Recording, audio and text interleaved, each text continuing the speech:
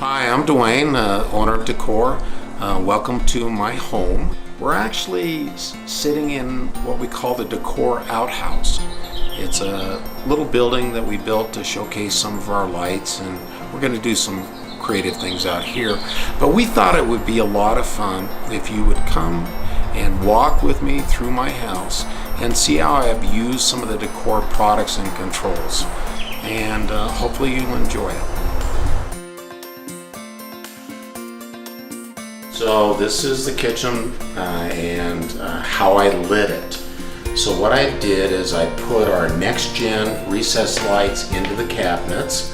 I put the no-seam lights along the baseboard, and then our strips, our under counter light strips, are not only at the countertop level, but they're actually reflecting off of the ceiling. So all I did was just flip them around, and so they're bouncing off the ceiling.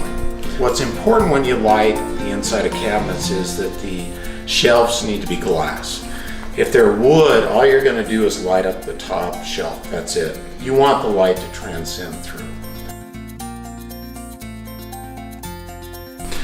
So yeah, not too many people see this part of the house, but this is our master closet.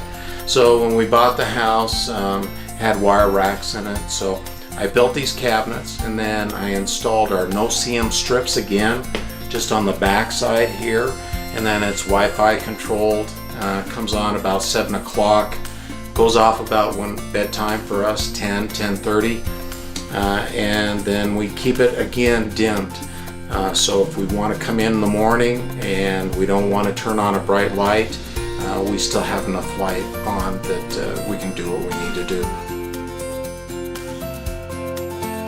This was actually a fun project for me. You know, God's blessed me with the ability to do things with my hands. Sometimes it's a curse, sometimes it's a blessing. But so this was something that once we bought the house, it was one of the things I knew I was going to tear out and redo. It was a lot of fun, okay, because I used our next gen lights all the way through the process. So not only are they the ceiling lights, but they're for the cornices, okay? And then I also put them in the floor as well. And it really wasn't that tough. They're all running off the same circuit. We're using the new DEKOR dimmable transformer. And so there's a wall dimmer over here. And again, that's DEKOR dimmer.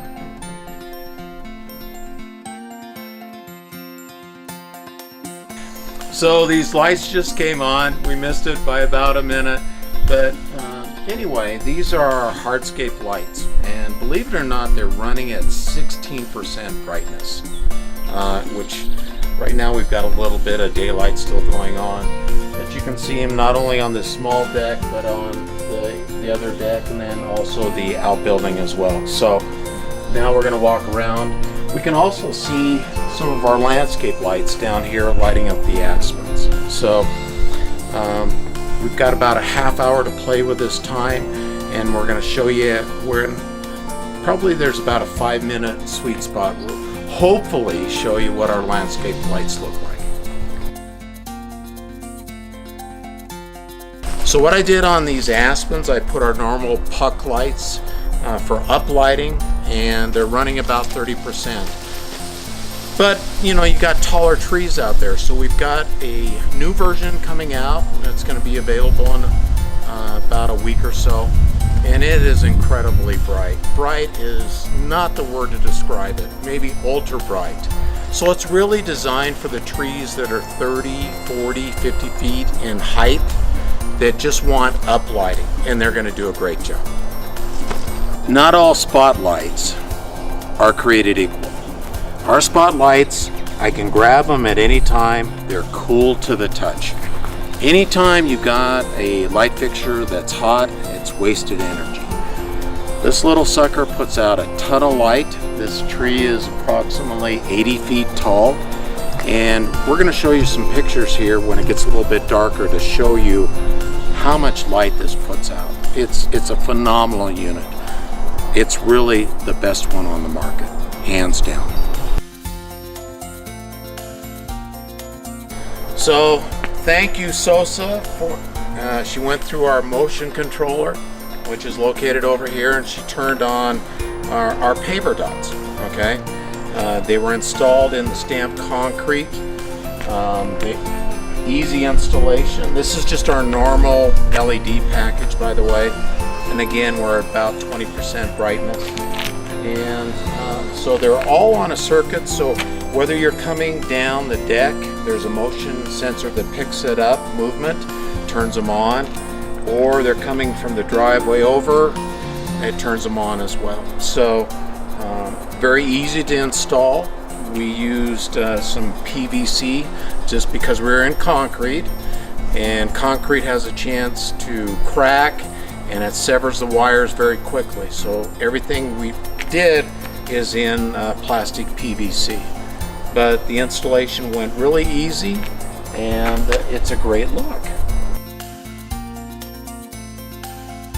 So Duane's crazy about lights, so you're an old man, you need a hot tub, so you also need to light the steps going into the hot tub. So again, these are our no-see-um strips, and then I put a little photo sensor on it that we sell as well, so it picks up motion and also darkness and keeps the lights on the steps.